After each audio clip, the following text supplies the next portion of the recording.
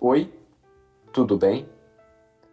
Começamos agora o Conversando Evangelho, o estudo semanal do Evangelho segundo o Espiritismo. Tradução, Guilherme Ribeiro. O estudo de hoje é o número 20, capítulo 5. Bem-aventurados os aflitos. Itens 4, 5. Causa atuais das aflições. Em nome da Casa Virtual Luz Espírita Caville, agradecemos a presença da Michele, do Ney, da Marli, do Josimar e Maria Rita. Convidamos nosso amigo Josimar para fazer a prece inicial. Boa noite, meus irmãos. Vamos elevando nossos pensamentos ao alto, agradecendo aos nossos irmãos de luz que nos acompanham e pedindo ao nosso Mestre Jesus sua permissão para que nós possamos aprofundar um pouco nossos estudos de sua palavra através do Evangelho segundo o Espiritismo. Pedimos os nossos anjos da guarda, nossos anjos protetores, que nos abençoe e nos console nesse momento tão difícil que temos atravessado, com tantas pessoas internadas nos hospitais, em momentos de insegurança, que nosso estudo possa irradiar até eles o conforto necessário para que eles consigam superar esse momento de dificuldade. E assim seja. Que assim seja. Dando continuidade ao estudo, pedimos para Michele nos orientar em como devemos lidar com a ingratidão dos filhos. Boa noite a todos. Então, Clóvis, lidar com ingratidão não é fácil. Já não é fácil lidar com a ingratidão daqueles que não são próximos, quem dirá dos nossos filhos, né, que são semeaduras nossas. A gente cria com tanto amor e carinho e lidar com a ingratidão, né? Santo Agostinho, no Evangelho segundo o Espiritismo, ele fala que de todas as provas, as mais penosas são as que afetam o coração. E a ingratidão para o coração materno ou paterno é doída demais, né? Mas a ingratidão, ela é fruto do egoísmo e do orgulho. Do egoísmo, porque muitas vezes o filho ele é egoísta, e o orgulho é nosso, porque a gente não admite que o nosso filho não admita todo o bem que nós fizemos, ou não admitimos que ele seja a nossa imagem e semelhança, porque também tem muito disso. Nós criamos uma expectativa para os filhos e queremos que eles sejam exatamente como a gente espera. E geralmente não sai como a gente planeja. Um ponto que nós temos que pensar sobre a ingratidão é na educação que nós damos para os nossos filhos. Porque muitas vezes nós ensinamos as crianças a serem mal educadas, a serem egoístas e criamos tiranos, porque educar dá trabalho. Educar requer tempo, requer disciplina, requer amor. Para corrigir precisa ter amor, não pode ter preguiça, mas precisa de muito amor e muita firmeza, não firmeza no sentido negativo, mas você tem que ser firme nas suas posições, nas suas decisões. Santo Agostinho, ele fala, ainda no Evangelho segundo o Espiritismo, no capítulo 14, que fala do honrai vosso pai e vossa mãe, ele diz o seguinte: façamos como bom jardineiro, que arranca os brotos defeituosos à medida que os aponta na árvore, e deixarem que se desenvolva o egoísmo e o orgulho, não se espantem de serem pagos mais tarde com a ingratidão. E é exatamente isso. Se a gente não corrige o nosso filho desde pequenininho, se a gente vê o nosso filho sendo extremamente egoísta, mal educado, orgulhoso, permite que o nosso filho faça determinadas coisas com a gente, nos enxergue apenas, por exemplo, como um banco que só sai, só dá, na vida adulta eles não vão agir diferente porque eles aprenderam a ser exatamente assim. E tem o outro lado da ingratidão também, que são os resgates, as provas de vidas anteriores. Muitas vezes nós damos a vida a nossos algozes do passado ou às nossas vítimas. Por que isso? A justiça divina ela é muito perfeita, né? Imagine uma mãe, vou pegar aqui o exemplo da mãe. Ela gera um filho que, de repente, no passado foi uma pessoa terrível para ela. Mas graças ao esquecimento, ela consegue dar a luz e amar a esse ser que vai chegar. E aí os dois resgatam, né, essa prova. E se tudo der certo, saem com êxito disso. Algumas pessoas, elas intuitivamente desenvolvem uma antipatia por seus familiares justamente por isso, por intuitivamente recordarem de situações passadas. Mas se nós viemos num círculo familiar é porque nós precisamos nos desenvolver e nos aprimorar ali. Então, por isso, é muito importante a gente praticar o amor que Jesus ensinou, que é o amor ágape. A gente não tem que esperar a gratidão dos nossos filhos, a gratidão de ninguém. A gente tem que amar incondicionalmente, independente do que a gente está recebendo. E em se tratando de filhos, o exemplo que Jesus nos deixou foi o seguinte: eu vim pelos doentes, eu vim para curar os doentes, para ajudar as pessoas. Quando um filho é ingrato, é aquele momento que ele mais precisa da gente, é aquele momento que ele mais precisa do nosso amor e do nosso exemplo. Isso eu acho que é a melhor forma e mais difícil também da gente lidar com a ingratidão. É seguir o exemplo do amor que Jesus nos deu. E falando do exemplo de Jesus, falando desse amor ágape, eu pergunto para o Ney, qual a melhor forma, Ney, que você acha que a gente pode lidar com as nossas raivas, mágoas e ressentimentos? Pois é, Michele. Existem coisas e situações em nossas vidas que são inevitáveis e que desencadeiam emoções que também são inevitáveis ao ser humano no estágio que nós nos encontramos evolutivo. Quem pode dizer que não guarda mágoa ou nunca guardou ressentimentos ou mágoa de alguém? Isso porque nós ainda não conseguimos deixar de nos magoar, de sentir, de sofrer, quando algo que gostamos ou aceitamos nos é feito. Mesmo sabendo que não vale a pena nutrirmos esse sentimento, nós ainda os temos. As religiões pregam perdoar sempre, oferecer a outra face. É muito lindo, né? Mas ainda não é a nossa realidade.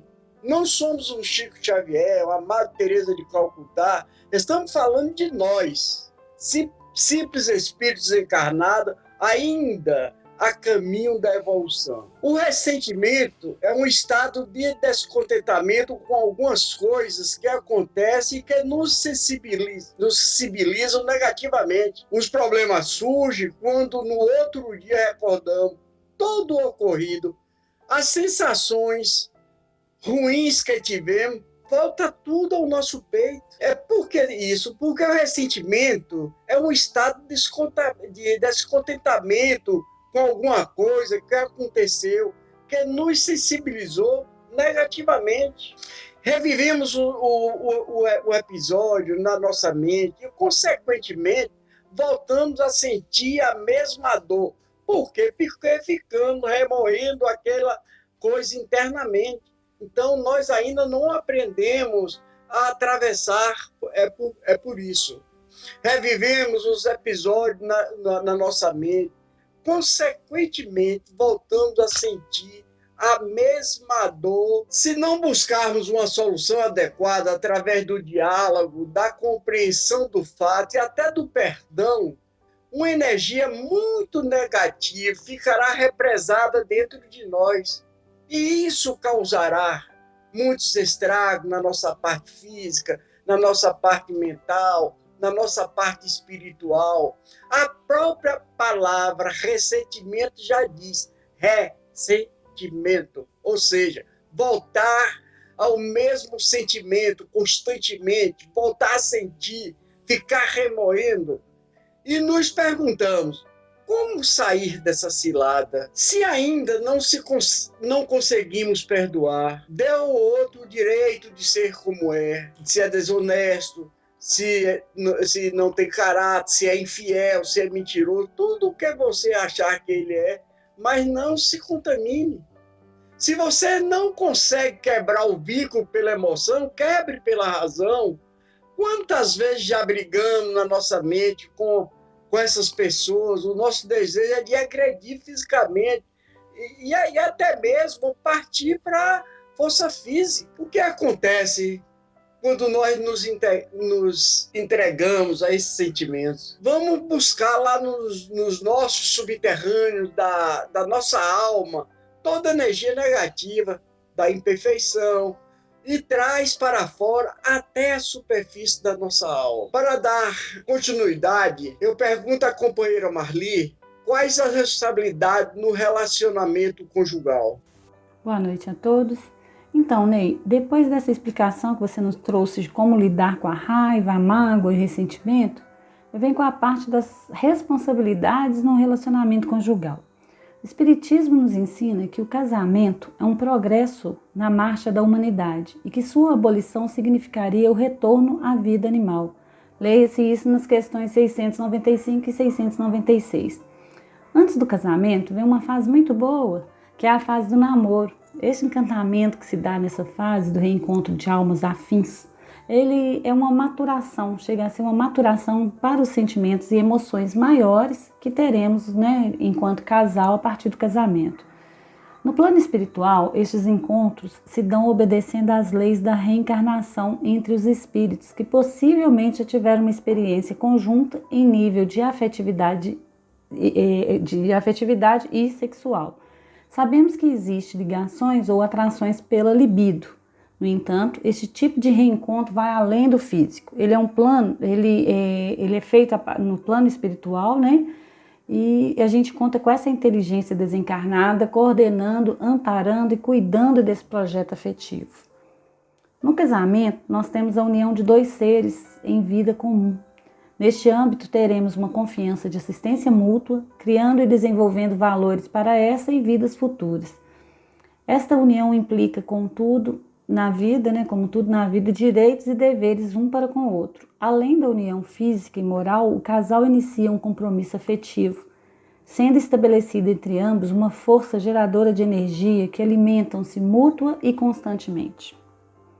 Quase sempre recebemos como cônjuge alguém que já prejudicamos no passado ou alguém que possivelmente conduzimos ao desequilíbrio, tanto moral, emocional ou físico. Há quem fuja das responsabilidades do matrimônio para evitar o problema ou o sofrimento, né, que é inerente ao compromisso previamente assumido no plano espiritual. Este estará, sim, adiando o seu resgate. Na questão 298 do Livro dos Espíritos, a espiritualidade nos traz, né, que a maior parte dos relacionamentos matrimoniais que se distinguem felizes só o são relativamente pelas afinidades de suas inclinações e instintos. Apenas nas esferas superiores, advertem a espiritualidade, é que se encontra a verdadeira união e reciprocidade entre os espíritos. E agora eu pergunto ao Josimar, como lidar com as pessoas difíceis? Boa noite. Então, Marli, como lidar com pessoas difíceis, né? É uma situação bem complicada, não é? É interessante a gente observar que as pessoas que nos parecem, né, vamos colocar assim, que nos parecem difíceis, nem sempre são difíceis para... Nem todo mundo tem essa mesma visão dessa pessoa, né? Então,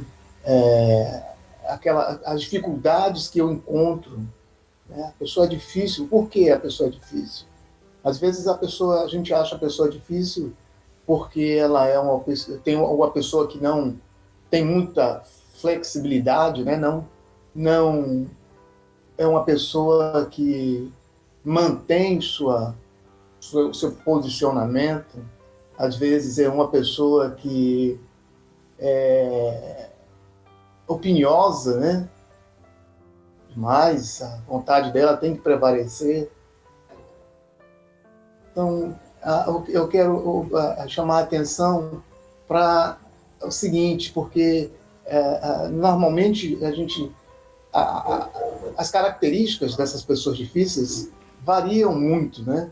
Eu estive pesquisando aqui na internet, então existem as pessoas que não sabem dialogar, as pessoas que não cedem, né? A opinião é sempre a mesma, a dela e acabou a sua história, aquela que só sabe reclamar, aquele que é injustiçado, que se sente perseguido, aquele que sabe tudo, aquele que é perfeccionista, outros são indecisos.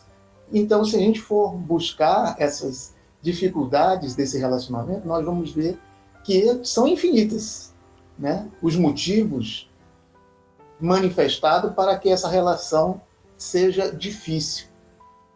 Então, onde eu quero chegar com isso?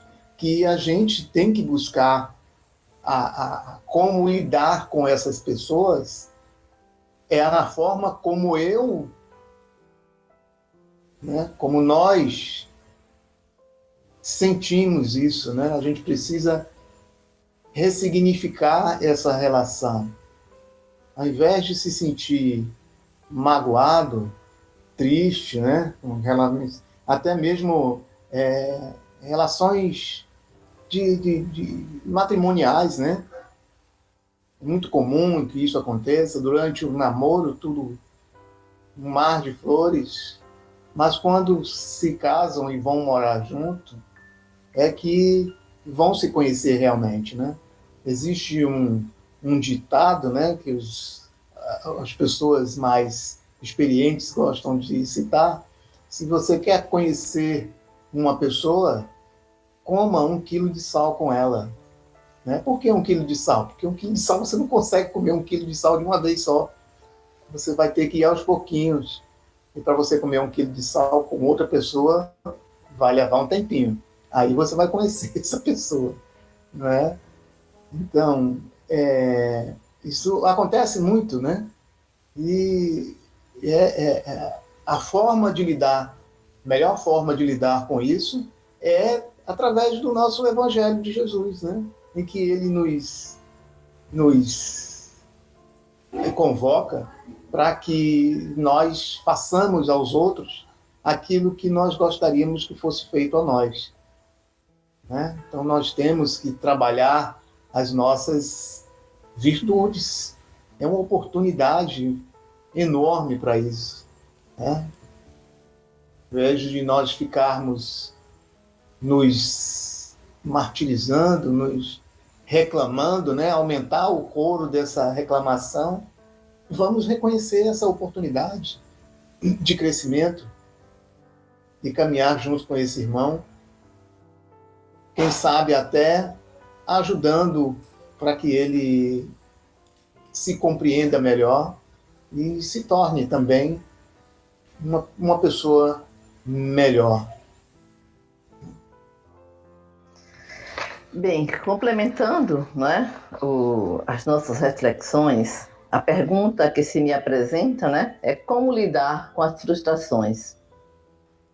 Bem, é uma reflexão importantíssima, porque é necessário saber lidar com as frustrações, inclusive com sabedoria e paciência. Por quê? Porque a frustração é o que há de mais comum na vida das pessoas, independente das condições de vida e de outras variáveis ligadas ao cotidiano de cada um. Diante disso, podemos afirmar que o bem viver, que o sentimento de felicidade e alegria e de realização pessoal depende da capacidade de tolerar as frustrações. O desenvolvimento dessa habilidade é fundamental para a saúde física, mental, emocional e espiritual. Acredito que o primeiro passo a ser dado diante de uma frustração é olhar para ela com coragem e determinação, tendo o cuidado de não manter o foco no objeto ou situação causadora da frustração. Deter-se na frustração é paralisar-se, é resistir ao impulso da vida que obedece à lei de evolução e progresso. Negar essa lei é negar a si mesmo o direito de crescimento e aperfeiçoamento na sagrada arte de viver. Se algo não está funcionando para satisfazer os anseios e está causando frustração, o melhor é procurar entender sua origem e sua motivação. O olhar com coragem para a dor causada pela não realização de um anseio ajuda na compreensão de si mesmo e se constitui no primeiro e importante passo rumo ao crescimento pessoal. Cada dor encarada de frente representa um portal que atravessamos ao encontro de nós mesmos. A frustração nos tira da zona de conforto e nos faz buscar novas formas de ser e estar no mundo.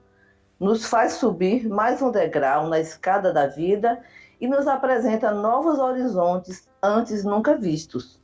Ao encarar a dor, é importante estar atento aos sentimentos gerados diante de uma frustração, que são basicamente o medo e a raiva. Medo de não ser capaz de dar o passo seguinte e raiva por não estar conseguindo lidar com a situação.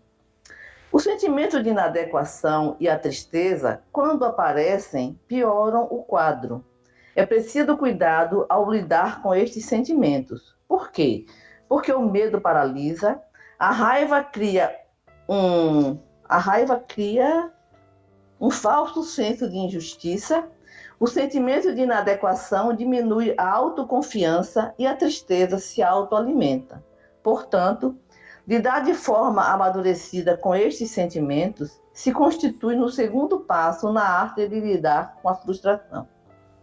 O terceiro passo é ir mais fundo na investigação e procurar entender as causas da frustração, que geralmente estão ligadas às crenças errôneas, aprendidas desde a mais tenra idade e alimentadas ao longo da vida. Uma vez compreendidas as suas causas, o quarto passo se faz necessário, ou seja, estabelecer novos objetivos, novas metas, novas formas de agir e reagir. Isso não significa que tenhamos que estabelecer grandes e complexas mudanças.